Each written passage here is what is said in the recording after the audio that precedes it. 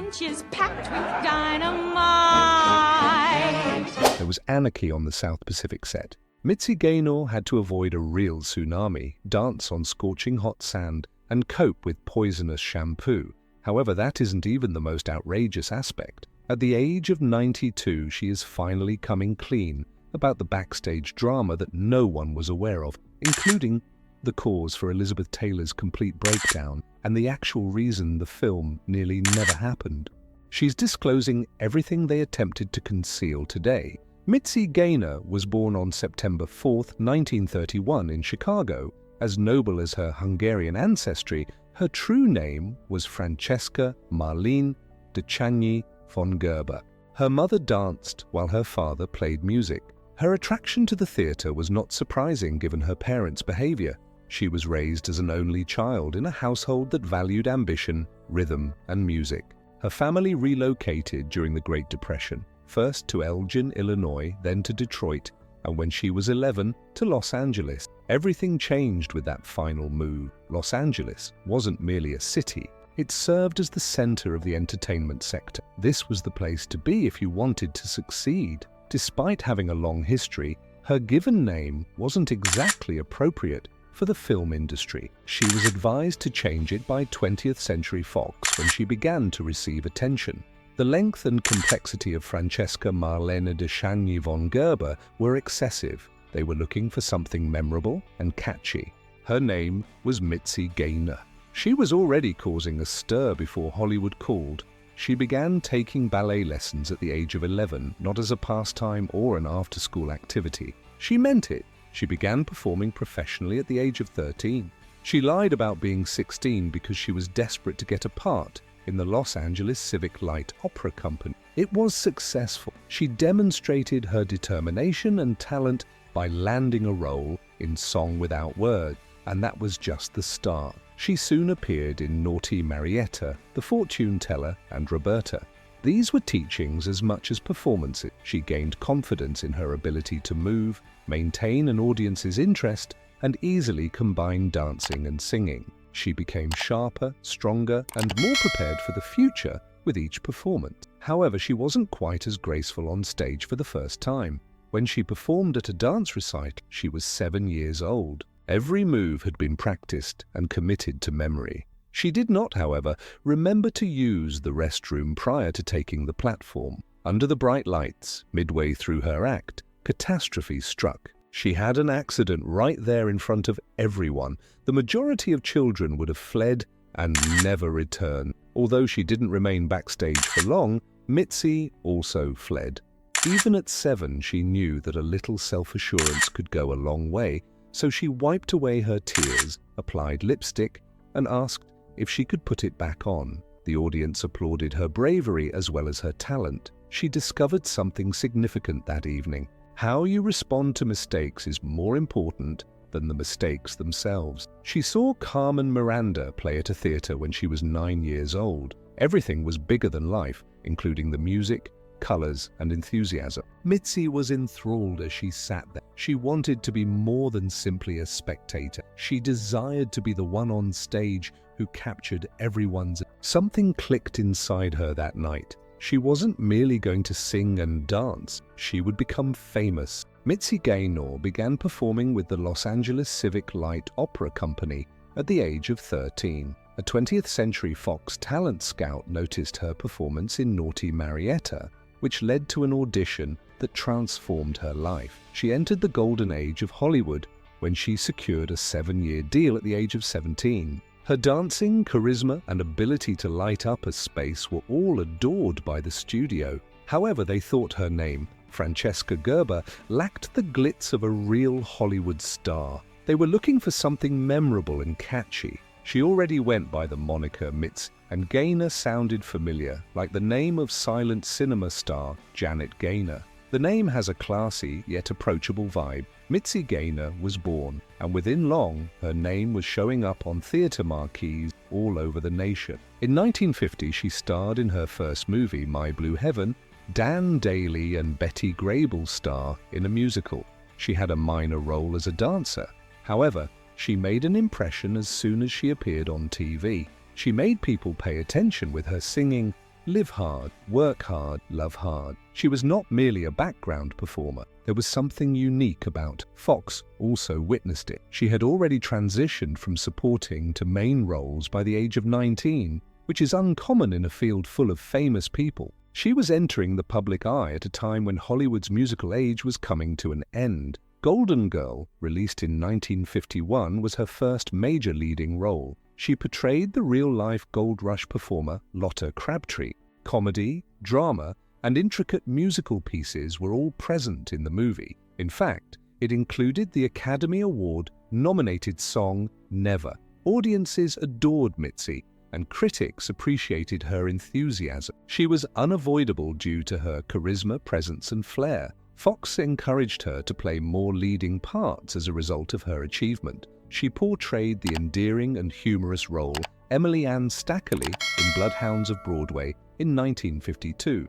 She was able to showcase her humorous abilities in the movie while performing catchy songs like Buy Low. She then portrayed Ava Tangay, a vaudeville performer renowned for her outrageous act, in The I Don't Care Girl, 1953.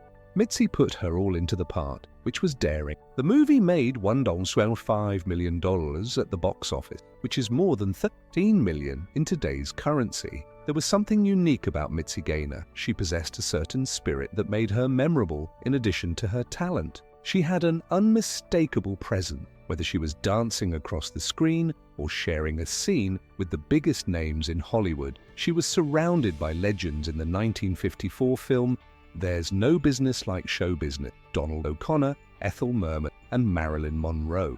The picture, which featured stunning performances, was Fox's first musical shot in CinemaScope and Deluxe color. From her first appearance, Gaynor's portrayal as Katie Donahue, a member of a vaudeville family, captivated the audience. A sailor's not a sailor until a sailor's been tattooed, which she performed with Ethel Merman, is among her most memorable roles. It was lively, full of personality, and enjoyable. Gaynor had the ability to make things seem natural. She was frequently compared by critics to Marilyn Monroe, who attracted attention with songs like Heatwave, thanks to her seductive attractiveness. However, Gaynor possessed something distinct. She exuded warmth, brightness, and engagement. With each step, she communicated a tale rather than merely dancing. The movie wasn't without its difficulties behind the scene. The cast and crew were annoyed by Monroe's habit of arriving late to set. However, Gaynor later acknowledged that Monroe put a lot of effort into making every scene flawless, despite the delays. The movie made $5 million at the box office, making it a commercial success. More significantly, it demonstrated that Gaynor could compete with the top stars in Hollywood. It was a brave step to leave 20th Century Fox, but it led to new opportunities. She starred in 2 high-profile movies at Paramount Pictures in 1957, each of which showcased a different aspect of her abilities. She portrayed Martha Stewart, Frank Sinatra's character Joe E. Lewis's love interest in The Joker is Wild. The movie was based on the true story of a heartbroken nightclub singer who became a comedian. Gaynor added coziness to their scenes together, while Sinatra delivered one of his most poignant performances. The film's most poignant scenes were strengthened by their genuine chemistry. The Oscar-winning song All the Way was featured on the soundtrack, which enhanced the movie's enduring influence. She played a supporting part in Gene Kelly's last MGM musical, Les Girls, that same year. 3 dancers recounted their versions of prior events in a legal dispute as the drama progressed. In her part as Joy Henderson, Gaynor was able to combine dance and comedy with Kelly.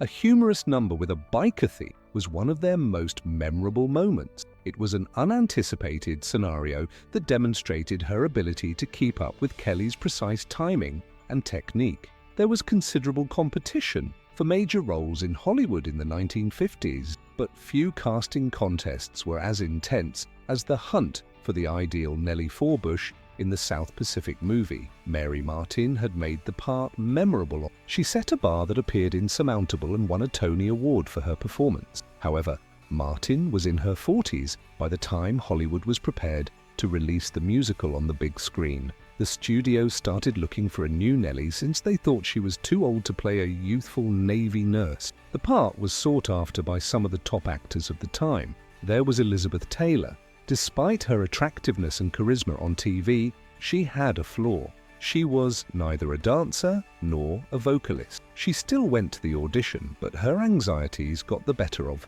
The renowned South Pacific composer Richard Rodgers was not pleased. He turned her down right away. Doris Day was an additional candidate. Although her vocal ability was evident, the producers believed she lacked the impromptu enthusiasm required to portray Nellie. After two of Hollywood's most well-known figures were eliminated, a surprising candidate took center stage, Gaynor Mitzi. Actress Gaynor was well known. She wasn't as well known as Taylor or Day, but she had already starred in musicals like Anything Goes and Less Girl. Her acting, dancing and singing skills were what made her unique. She didn't require a vocal duplicate in contrast to many other celebrities of the day. Above all, she was prepared to demonstrate her ability. Gaynor consented to screen test twice, while other actresses resisted or pulled out. Oscar Hammerstein II himself witnessed her first audition at the Beverly Hills Hotel Ballroom. With elegance and assurance, she sang Honey Bun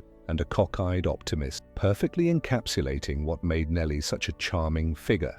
I'm in love with a wonderful guy was her second test, demonstrating that she has the emotional nuance and vocal strength needed for the part. She had an edge because she was willing to try out. Elizabeth Taylor lost the part because of her stage fear.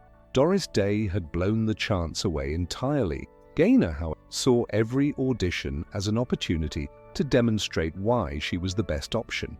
After observing her commitment, the filmmakers decided to cast her as Nellie. However, one person remained unconvinced even after she was cast in the part. Rodgers Richard. When it came to casting his musical, he had high expectations. Although he was aware that Gaynor was a talented actress and dancer, he wasn't certain that her voice was strong enough. That uncertainty was short-lived. He was proven wrong by Gaynor as soon as rehearsals started.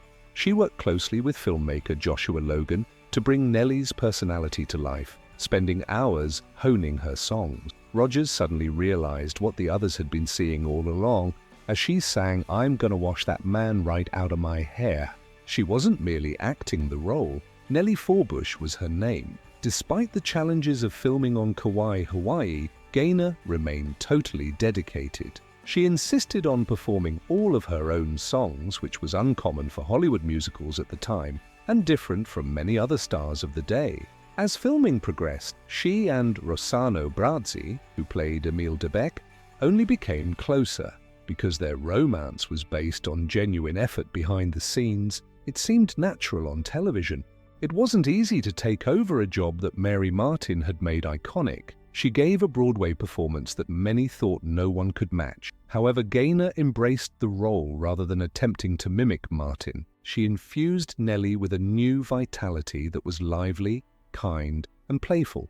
Audiences adored her when South Pacific debuted in theaters in 1958. Gaynor's performance was widely praised, and the movie went on to become one of the year's biggest hits. Even Richard Rodgers, who initially questioned her, acknowledged that Gaynor's casting was the perfect one. It was a dream to film South Pacific in Kauai in 1957. The island featured golden beaches, verdant mountains, and the ideal tropical setting. However, the project soon became a logistical headache. The weather was erratic, the sky was clear for a minute. The crew had to halt filming the following day due to an unexpected downpour. Since Kauai is among the wettest places on the planet, continuity became a major issue.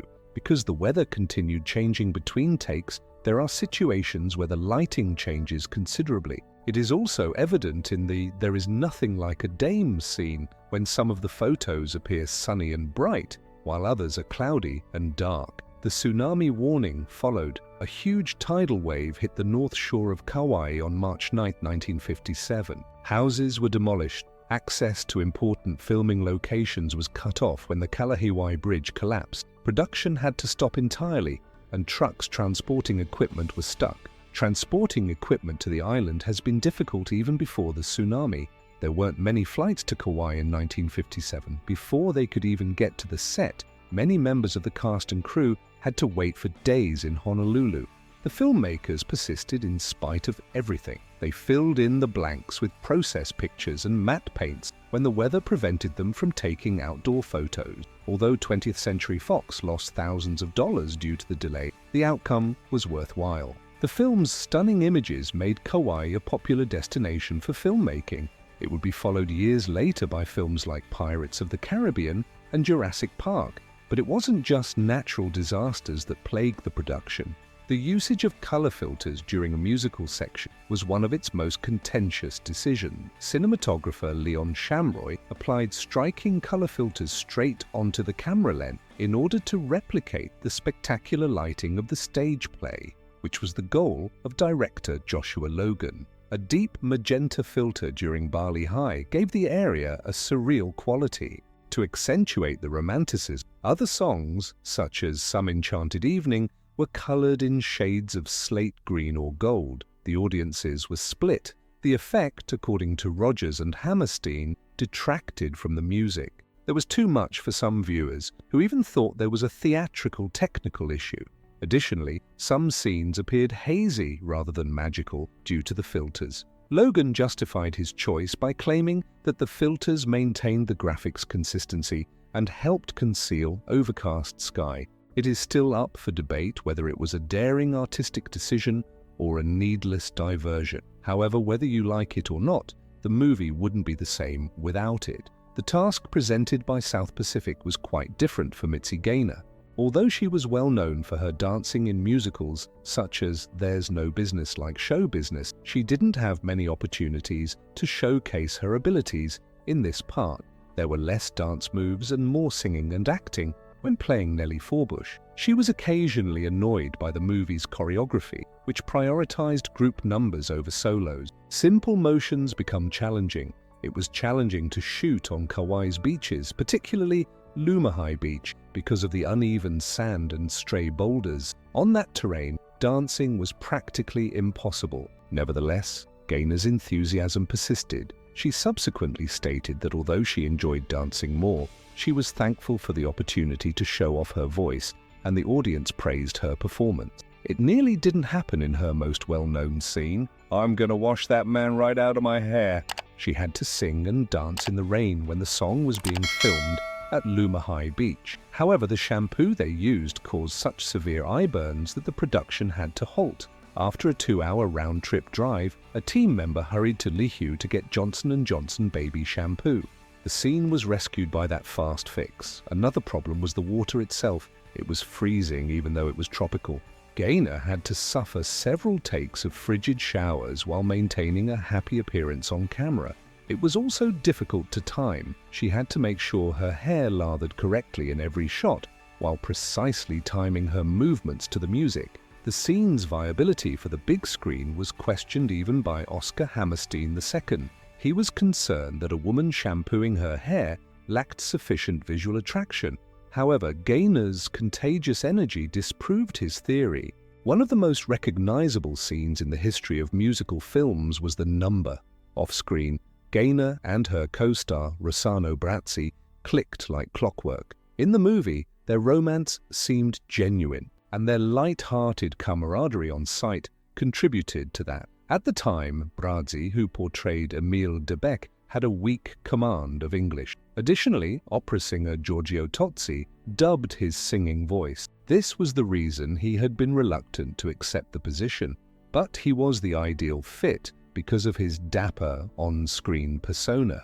While he laughed about her endless energy, Gaynor would frequently make fun of his heavy Italian accent. Long days on site were made more fun by their relationship, and their relationship looked wonderful on film. It didn't matter that viewers later found out that Brazzi wasn't the singer of Some Enchanted Evening. One of the most romantic scenes in the history of musical film is still this one. Mitzi Gaynor believed that everything would change as a result of South Pacific.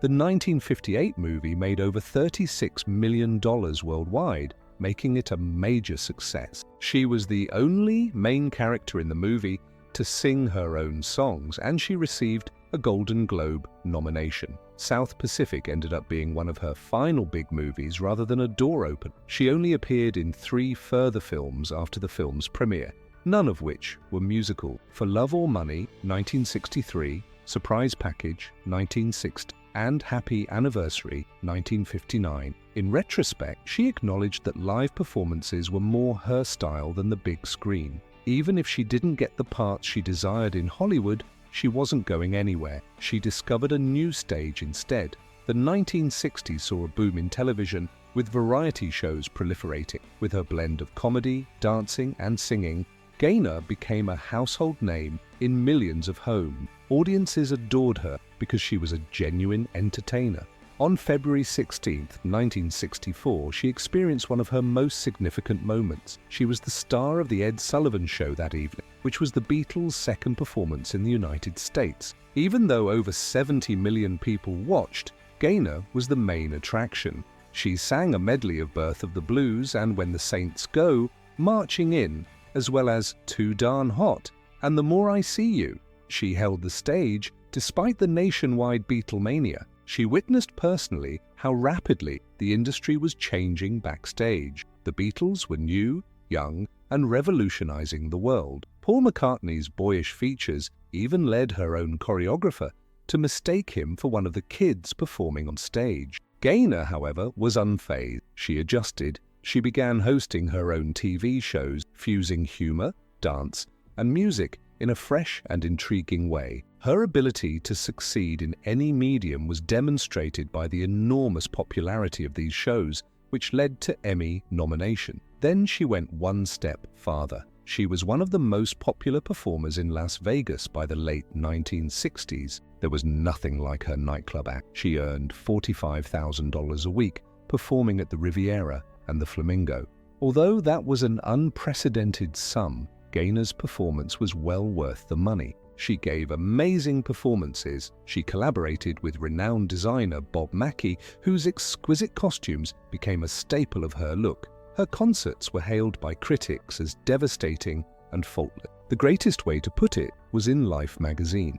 She had begun at the summit and ascended much more. She created history in 1970. She was the first female recipient of the Star Entertainer of the Year award from the Las Vegas Governor's Trophy. She had dominated television, movies, and now America's largest live stage. Gaynor had discovered new ways to shine, while Hollywood had moved on from musical. Mitzi Gaynor became a household celebrity in the 1960s and 1970s after dazzling audiences with a series of specials. She demonstrated that she was more than simply a movie star by receiving 16 Emmy nominations over 9 series. She was unique in her ability to amuse, dance, and sing. Among these specials, 2 were notable as cultural icons. Mitzi, a 1974 homage to the American housewife, was a light-hearted look at household life, combining complex musical pieces with humor. What's Hot and What's Not Mitzi took a light-hearted look at evolving trends in dance and music in 1978. Her collaboration with Bob Mackie, a designer who understood how to bring out the best in a performance, was a major factor in her success. Often referred to as the Sultan of Sequins, Mackie produced costumes that were just as stunning as the shows. When he created her stage performance in Las Vegas in 1966, they began working together. He created hundreds of gorgeous ensembles for her throughout the years, becoming a vital component of her image from that point on. His vivid, striking clothes were adorned with sequins and elaborate beadwork that glistened in the stage lights.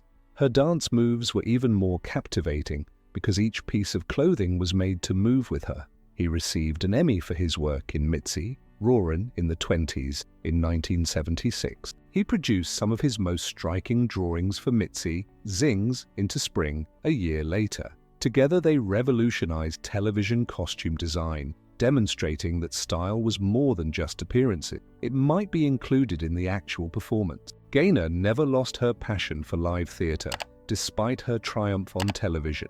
She returned to the stage in 1989 to portray the lead role of Reno Sweeney during a nationwide tour of Anything Goes. Despite being close to 60, she never lost her enthusiasm. She didn't simply handle the demands of a large musical, despite some people's doubts about her ability to do so. It belonged to her. Before making its way across North America to places like Seattle, Toronto, and Nashville, the tour began on September 12, 1989, at the Orange County Performing Arts Center. The show demonstrated that she still possessed the same kind of star power that initially brought her fame.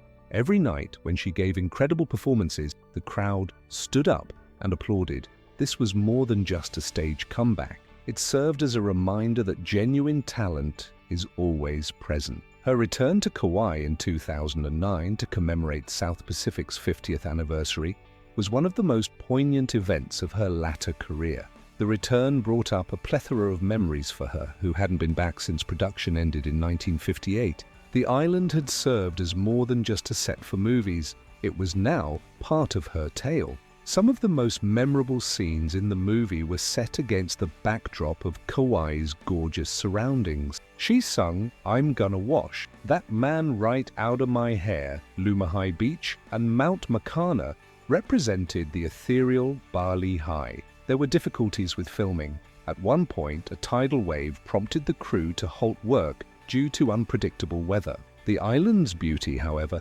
made the movie unforgettable in spite of the challenges. She attended events at the Kauai Marriott Resort while she was there, sharing personal anecdotes about the filming process and reflecting on the meaning of the film for her. She wasn't sure she wanted to return at first. She was concerned that the memories might be too much to handle. But when she got there, she was only thankful. Fans embraced her with open arms, and the island remained almost unchanged. On November 18, 1954, Mitzi Gaynor and Jack Bean tied the knot in San Francisco. Her contract with 20th Century Fox, where she had been a rising star in musicals like There's No Business Like Show Business, was ending at the moment. She was transforming along with Hollywood.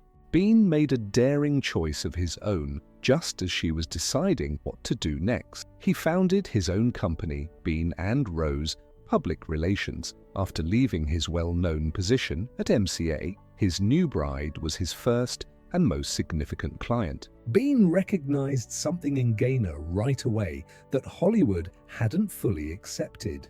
She was not merely a movie star. She could enthrall a live audience with her enthusiasm and stage presence. He assisted her in transitioning from film to television specials and live performance. She secured roles in Anything Goes and The Joker is Wild after signing a new contract with Paramount Pictures in 1956. But the idea included more than just film. She started touring with musical revues that were enormous hits in Canada, Australia, and Las Vegas once Bean took over her career.